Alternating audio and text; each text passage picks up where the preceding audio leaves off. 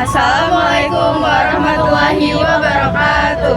Kami dari kelompok 4, perkenalkan nama saya Hani Rizky Aulia. Saya Aisyah Fahria. Saya Safira Putri. Saya Tiara Yukirana. Saya Naura Ramadanti. Saya Safoto Nadifa. Hari ini kita mau visit ke Museum Wayang.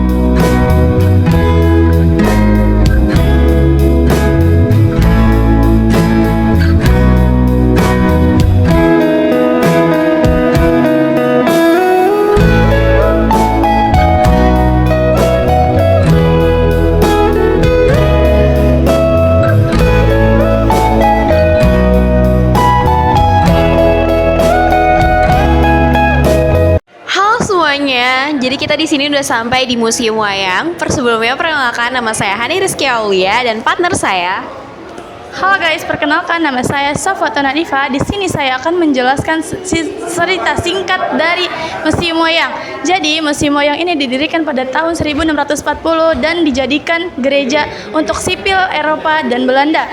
Pada tanggal 14 Agustus 1936 dijadikan monumen dan Pada tahun 1937 dibeli oleh Bidang Ilmu Pengetahuan dan Kebudayaan Indonesia, dan pada tanggal 22 Desember 1939 dibeli oleh Batavia Lama sebagai museum dan sekarang dikenal oleh Museum Jakarta.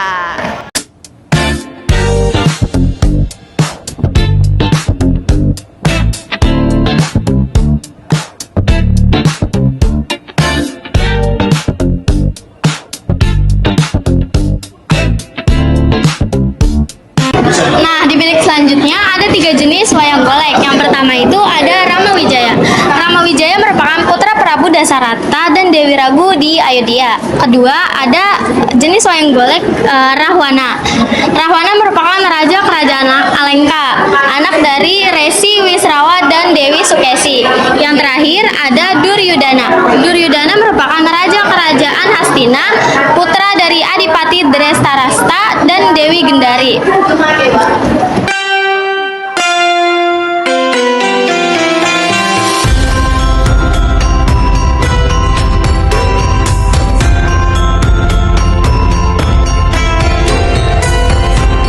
Di bilik selanjutnya itu ada wayang golek dari Pakuan Bogor. Wayang ini tuh terlihat lebih besar dan lebih berat. Dia itu dimainkannya agak berbeda dari wayang yang lainnya. Seperti ini contoh wayangnya. Nah, selanjutnya yaitu ada wayang golek Cepak Cirebon. Wayang ini dilihat dari kepala wayang goleknya itu berbentuk kata atau cepak dalam bahasa Cirebonnya. Nah, wayang ini tuh digunakan untuk membawakan cerita Wali Sanga dan penyebaran agama Islam di tanah Jawa. Selanjutnya, wayang golek Menak Kebumen. Dia itu memiliki ciri dan watak tertentu. Dia ini pagelarannya memiliki berbagai makna dan nilai-nilai tersirat, yaitu nilai budi pekerti, nilai cinta kasih, nilai religius, hingga dapat menjadi sebuah cerminan pada masyarakat. Wayang golek selanjutnya itu wayang golek Menak Pekalongan. Dia berasal dari pesisir Jawa dengan kesenian di daerah Surakarta maupun Yogyakarta.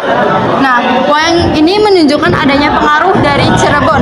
Lakon yang sering dibawakan adalah Amir Hamzah atau Wong Agung Menak Jayeng Rana. Cerita ini pada tanah Jawa dan juga cerita wayang Purwa.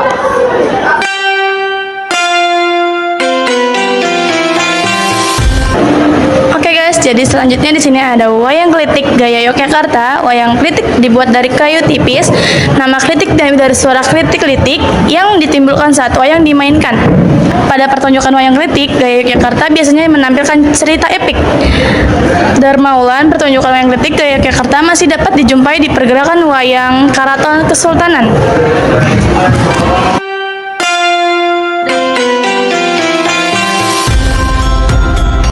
Oke, selanjutnya di sini ada wayang klitik Purwagaya Jawa Timuran.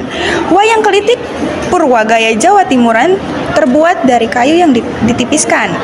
Nah, biasanya pertunjukan wayang klitik ini menampilkan cerita epik Mahabharata dan Ramayana.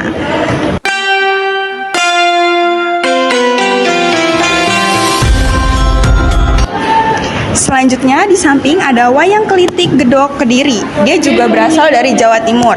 Wayang klitik Gedok Kediri biasanya menunjukkan pertunjukan yang menampilkan cerita Panji, revolusi dan perjuangan Republik Indonesia.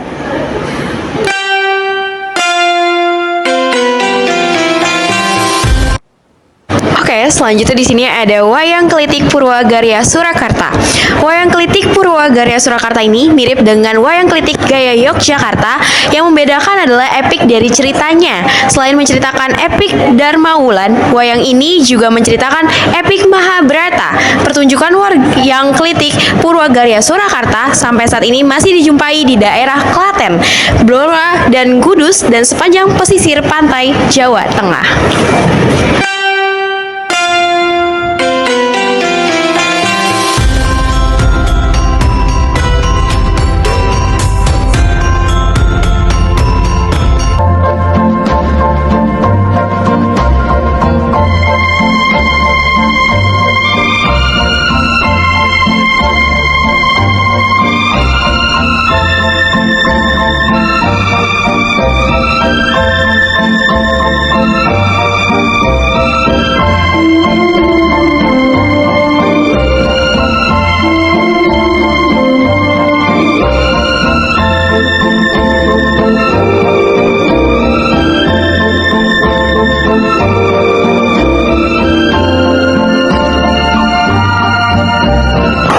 Selanjutnya di sini ada wayang kulit Madya Surakarta yang diciptakan oleh Mangkunegara IV. Penyambung cerita wayang Purwa dengan wayang Gedok.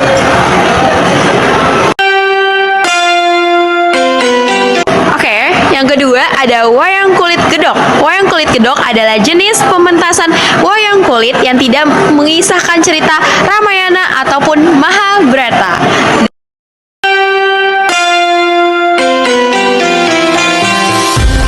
Yang ketiga ada wayang ukur Yogyakarta. Wayang ukur merupakan pementasan wayang yang digagas oleh Ki Sukasman. Sebuah wayang gagasan menyimpang dan pementasan wayang kulit pada umumnya. Sebab dalam konsep wayang ukur kelir atau layar bukan difungsikan sebagai pembatas antara dalang dengan penonton. Selanjutnya dilanjutkan oleh partner saya. Jadi di sini ada wayang kulit Kadung Surakarta. Wayang kulit Kadung Surakarta merupakan wayang dengan ukuran yang lebih besar dari ukuran normal. Wayang kulit Kadung Surakarta menceritakan tentang Ramayana dan Mahabharata. Nah, di sini di bilik yang terakhir ada wayang kulit Palembang. Palembang merupakan pusat peninggalan dari Kerajaan Sriwijaya. Ternyata mengenal adanya wayang kulit Purwa dengan cerita Ramayana dan Mahabharata dengan menggunakan bahasa Melayu, Palembang yang diperkirakan masuk berkembang pada abad ke-16.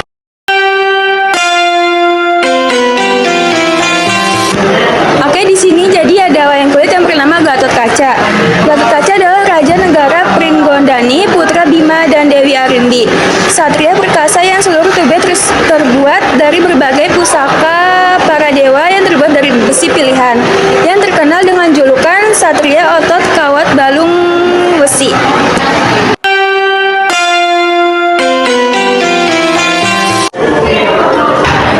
selanjutnya kita sudah berada di lantai 2. Di bilik ini terdapat wayang revolusi.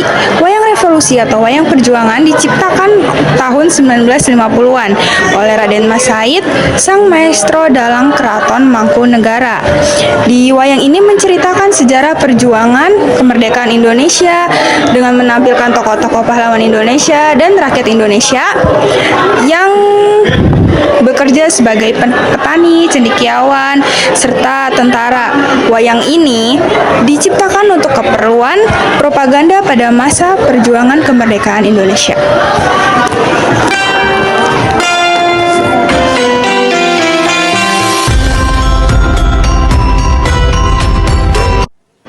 Nah, selanjutnya di lantai 2 itu ada wayang kancil.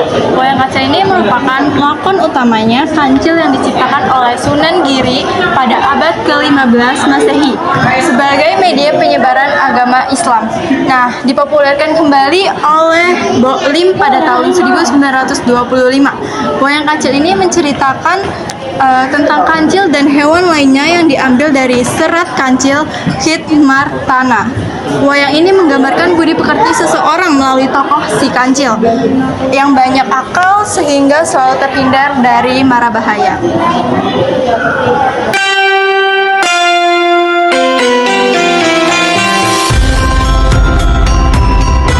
Hai Kak, perkenalkan saya Tiana. Saya Safatuna Diva. Kita dari SMA Negeri 76 Jakarta, izin mewawancarai Kakak sebentar. Nah, di sini ada beberapa pertanyaan buat Kakak. Yang pertama itu, kapan Museum Wayang didirikan dan siapa yang mendirikan Museum Wayang tersebut? Museum Wayang. Jadi bangunan ini tuh sejarahnya panjang banget ya Kak. Awal banget dibangun tuh tahun 1640, tapi dipergunakannya sebagai gereja. Baru mulai menjadi museum wayang secara resmi dioperasikan itu tahun 1975 dan diresmikannya oleh Bapak Ali Sadikin. Dia adalah Gubernur Jakarta pada saat itu. Mari kita apa yang bisa kami tanyakan? Ya, terima kasih. Oke, sama-sama. Nah, kenapa sih kelompok kami ini memilih ke Museum Wayang? Karena selain nilai sejarahnya dan juga nilai budayanya yang tinggi, Museum Wayang ini menyimpan berbagai jenis dari berbagai daerah dan juga dari berbagai negara. Sehingga sangat menarik untuk dijadikan vlog berita yang edukatif. Selain itu, kelompok kami juga ingin memperkenalkan kembali kekayaan bangsa Indonesia kepada para khalayak, serta agar lebih mengenal dan mencintai warisan bangsa. Pembuatan vlog ini juga menjadi pembelajaran bagi kita semua dalam membuat konten yang informatif, menarik, dan lebih beredukasi. Kami berharap vlog kita ini tidak dapat menjadi berita biasa, tetapi juga dapat menginspirasi budaya masyarakat agar dapat berkunjung ke Museum Wayang.